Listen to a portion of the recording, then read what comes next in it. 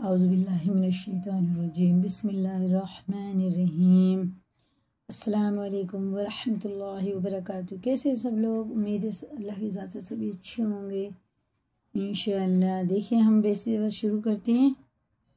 हमने यहाँ से पढ़ा था, पाठ हमारा 4 हो चुके हैं, आज 5 है। ये सब हम पढ़ चुके हैं।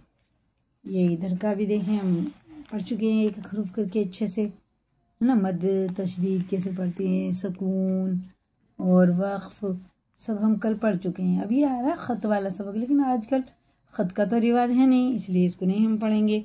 अब इससे आगे चलते हैं, ठीक है ना। ये सब वही हैं, बड़ों के अलक़ाब, कैसे ख़त लिखते थे पहले, सब वही आ रहे हैं। बेटी के नाम ख़त, ये बेटी के नाम जो ख़त है ना, ये बहुत अच्छा ख़त है। इसको मैं थोड़ा सा सुनाऊंगी।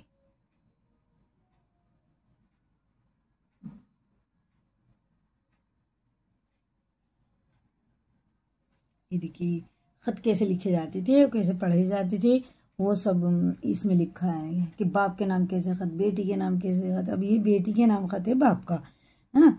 और इसको हम थोड़ा छोड़कर ही पढ़ेंगे। ये सारा मजमून है। भाई ने ख़त लिखा है अब्बा को, अब्बा के लिए बहन की तरफ से भाई ने ख़त लिखा, तो अब्बा को पता चला, क्या पता चला, खैरियत दरियाफ्त होने से इत्मीनान हुआ। उस ख़त से ये भी मालूम हुआ कि तुमको लिखने पढ़ने का कुछ शौक़ नहीं है और उसमें बहुत कम दिल लगाती हो।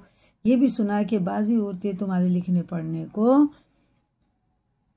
पर यूँ कहती हैं कि लड़कियों को लिखने पढ़ने से क्या फ़ायदा, हाँ होता है ना कहीं कहीं। बहुत लोग ऐसे ही कहते हैं क्या फ़ायदा, फिर भी चूल्हा जलाएंगी, ये करेगी वो। इनको तो सीने पर पिरोना, खाना पकाना, अचकन वगैरह को ढकना, चिकन वगैरह का अचकन क्या है, चिकन वगैरह काढ़ना सिखाना चाहिए। चिकन उसी को कहते हैं, चिकन कढ़ाई होती है एक। इनको पढ़ा लिखा कर गया मर्दों की तरह, वो गाफ लिखा लेकिन क्या है, क्या मर्दों की तरह मौलवी बनाना है। मालूम होता है कि उन्हीं लोगों के बहकाने से तुम्हारा दिल उचट हो गया और तुमने मेहनत कम कर दी। ए मेरी बेटी, तुम उन बेवकूफ़ औरतों के कहने पर हरगिज़ ना जाना। बाप लिख रहे हैं अपनी बेटी को। और ये समझो कि मुझसे बढ़कर कोई दूसरा तुम्हारा खैर ख्वाह नहीं हो सकता। माँ बाप से अलावा कोई नहीं होता खैर ख्वाह किसी का। सच्ची मोहब्बत करने वाले आज के दौर में बस माँ बाप ही होते हैं, जिनकी मोहब्बत बेवजह होती है, उनमें कोई मतलब नहीं होता। इसलिए मेरी ये नसीहत याद रखो कि उन औरतों का ये कहना बिल्कुल बेवकूफ़ी है। कम से कम इतना हर औरत के लिए ज़रूरी है कि उर्दू लिख पढ़ लिया करें। उनमें बड़े बड़े फ़ायदे हैं और लिखना पढ़ना ना जानने में बड़े बड़े नुकसान हैं। बेशक अव्वल तो बड़ा फ़ायदा ये है कि ज़ुबान साफ़ हो जाती है। मैंने देखा है कि बेपढ़ी औरतें सवाब को सबाब बोलती हैं, सबाब मिलेगा बोलती है ना, और शोरबे को सुरवा, सालन के शोरबे को क्या बोलती हैं, सुरवा लेकर हो गया, सुरवा कर दो, सुरवा दे दे। कबूतर को कबूतर, और हर चीज़ को, दहेज को, वो जहेज होता है ना, जहेज लड़की की शादी में देते हैं सामान, उसको जहेज बोलते हैं। लेकिन कुछ औरतें क्या बोलती हैं, दहेज काम को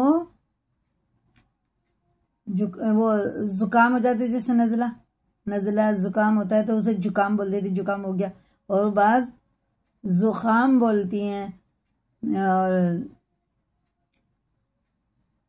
जुखाम को बाज़ जुखाम बोलती हैं। और जो औरतें पढ़ी लिखी होती हैं वो उन पर हंसती हैं और उनकी नकलें करती हैं। सो पढ़ने लिखने से यह ऐब बिल्कुल जाता रहता है। दूसरी रोज़ा दुरुस्त हो जाता है, दीन ईमान संभल जाता है। बेपढ़ी औरतें अपनी जिहालत से बहुत से काम ऐसे करती हैं जिनसे ईमान जाता रहता है। ये बाप लिख रहे हैं अपनी बेटी को ख़त में, और ये सही बातें हैं। और उनको खबर भी नहीं होती। अगर खुदा ना खास्ता उस वक्त मौत आ जावे तो काफिरों की तरह हमेशा दोज़ख में जलना पड़ेगा, कभी निजात नहीं हो सकती। पढ़ने लिखने से ये खटका जाता रहता है, हमें पाकी नापाकी का पता चल जाता है, जायज़ नाजायज़ का इल्म हो जाता है, हराम हलाल का पता चल जाता है और ईमान मजबूत हो जाता है। तीसरे, घर का बंदोबस्त जो ख़ास औरतों ही के ज़िम्मे होता है वो बखूबी अंजाम पाता है। बेपड़ी औरतें इतनी साफ सफाई वाली नहीं होती है, लेकिन इतना उन्हें सलीका नहीं पता होता है जितना कि पढ़ी लिखी, साफ सफाई और दिल भी साफ और घर बार भी उनका साफ रहता है, हर काम सलीके से करती हैं। और जो कम पढ़ी लिखी होती हैं, कम दीन वाली होती हैं, तो उनके काम से तो बड़ी टेंशन होती है देख देख के। औलाद की परवरिश औरत से खूब होती है। जब माँ पढ़ी लिखी होगी तो अपने बच्चों को भी दीन सिखाएगी, नमाज, रोज़ा, दुआएं, खाने पीने की, चलने फिरने के आदाब, बोलने के आदाब, जिसे खुद नहीं पता होगा वो क्या अपने बच्चों को सिखाएगी। जो खुद गली मोहल्ले में बैठ जाएगी पैर फैला के ज़मीन में, दरवाजे पे बैठी रहेंगी 24 घंटे, वो क्या अपने बच्चों को सलीका से सिखाएंगी। परवरिश औरत से खूब होती है क्योंकि छोटे बच्चे माँ के पास ज़्यादा रहते हैं, खासकर लड़कियाँ तो माँ ही के पास रहती है, माँ से ही बच्ची सीखती है सब कुछ। और जब माँ सलीक़ेमंद नहीं होगी तो बच्ची क्या सीखेगी, वो तो जैसा देखेगी वैसे ही करेगी। किचन में भी इतना बुरा रहता है, टॉयलेट में भी, टॉयलेट की भी सफाई बहुत ज़रूरी है, बाथरूम की हमारे, और घर की भी, बिस्तरों की भी, दीवारें, गेट, खिड़की सब हमारी साफ़ होनी चाहिए, लेकिन नहीं होती है हम लोग। और वो उसी को अपनी ज़िंदगी समझती हैं, बस आराम करना, लेटना, बैठना। आजकल तो फ़ोन पे बहुत लगी रहती हैं, बस फ़ोन ही सब कुछ हो गया उनका।